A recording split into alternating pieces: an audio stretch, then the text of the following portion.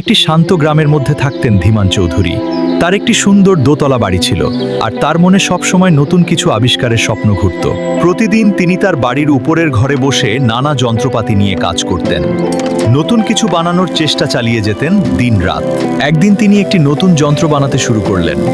ধীরে ধীরে 4টি চাকা আর ব্যাটারি দিয়ে একটি অদ্ভুত গাড়ি তৈরি হতে লাগলো। হঠাৎ একদিন তার আবিষ্কারটি সফল হয়ে গেল।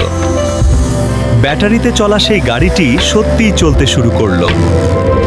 ধীমান সেই গাড়ি নিয়ে গ্রামে বের হলেন। গ্রামের মানুষ অবাক হয়ে গেল, কারণ তারা আগে কখনো এমন গাড়ি দেখেনি। তারপর গ্রামের সবাই তাকে অনুরোধ করতে লাগলো তাদের জন্য যেন এমন গাড়ি বানিয়ে দেন। ধীরে ধীরে ধীমান চৌধুরীর সেই আবিষ্কার সারা পৃথিবীতে ছড়িয়ে পড়ল। মানুষ তার বানানো গাড়ি ব্যবহার করতে শুরু করলো। এভাবেই ধীমান চৌধুরী হয়ে উঠলেন একজন বিখ্যাত বিজ্ঞানী। তার আবিষ্কার তাকে এনে দিল সম্মান, সাফল্য আর বড়লোকের জীবন।